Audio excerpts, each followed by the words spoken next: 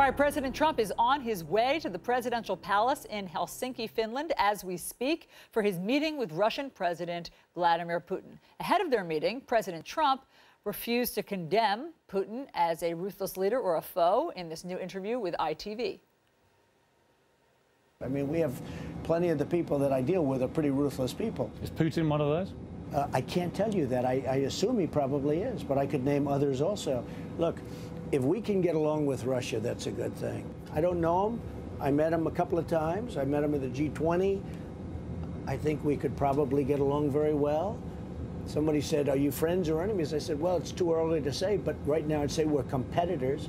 But for Russia and the United States and, frankly, the UK and other places to get along with Russia and China and all of these other places, Piers, that's a good thing. It's not a bad thing. That's a really good thing. All right, so let's bring in Good Morning Britain host Piers Morgan, who conducted that interview on board Air Force One. Piers, great to see you. I know that you said that this is something like your 35th interview with Donald Trump. You've known him for a long time, obviously. He gave you 30 minutes, and I know that that was, you gave a lot of color that people can read about of what it was like on Air Force One. But tell us what you think the headline of those 30 minutes was. Well, obviously, a lot of the interviews I've done with Trump were at CNN, so it's nice to be back on CNN. And good morning to CNN viewers. I've missed you. I think the reality of the interview with Trump was it came after a really bombastic week, even by his standards, in Britain, where he came in and he lit up this flame by attacking the British Prime Minister Theresa May over Brexit, which is our hugely controversial and divisive decision to leave the European Union. And he basically inferred that there could be no trade deal with America and Britain after we Brexit because he'd been told that her new plan, Mrs. May's new plan, simply wouldn't allow it. And this is a huge contentious issue now in our country. So by the time I got to him, he'd spent 2 days with Theresa May, and she had mollified him. She seemed to have persuaded him that Britain could do a big trade deal with America when we come out of the European Union. But a lot of people in Britain think she was spinning President Trump a line here and that we are not able to do that. It's a crucial issue in my country. And I think that Donald Trump actually, by being a bull in the china shop, did us all a favor. He blew it up and he's focused people's minds. That's interesting. So we just played a little bit, a portion of the interview of when you asked him about Putin and how he would characterize Putin. So what else did he tell you about what he expects for this meeting happening moments from now?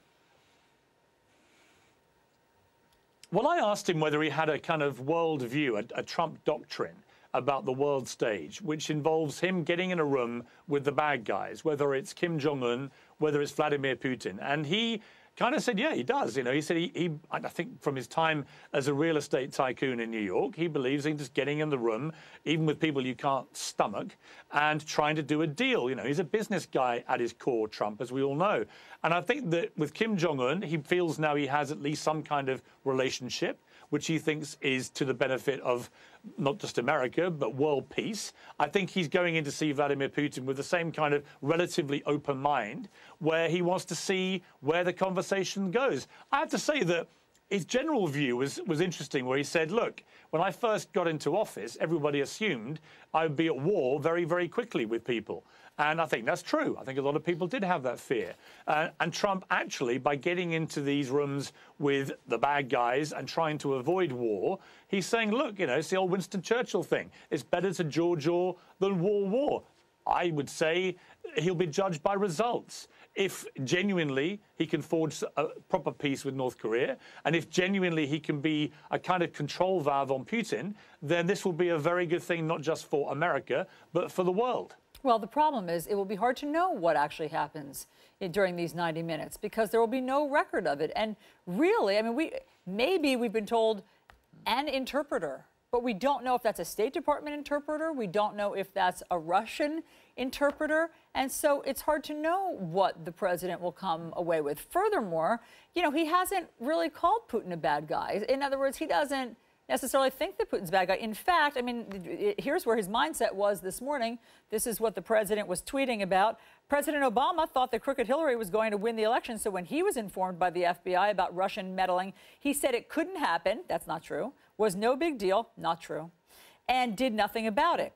When I won, it became a big deal, and then rigged witch hunt headed by Strzok. It's hard to know, Piers, where he is on this, because he's upset that President Obama didn't think it was a big deal, and then President Trump tells people it's not a big deal.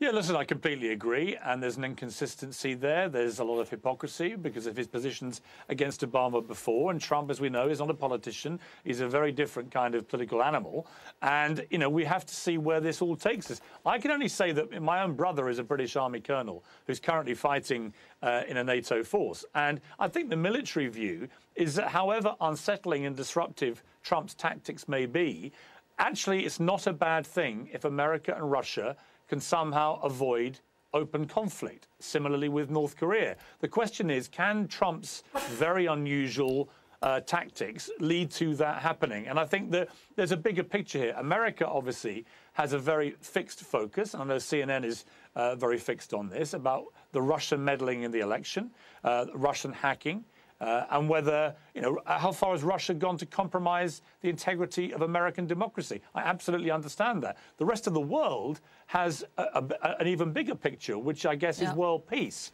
And the question is whether Trump can forge that or not. And I think we have to see whether what he's doing works. Yeah, of course. Piers, we are watching the motorcade, President Trump's motorcade, heading towards the presidential palace there in Helsinki. So we're going to let you go.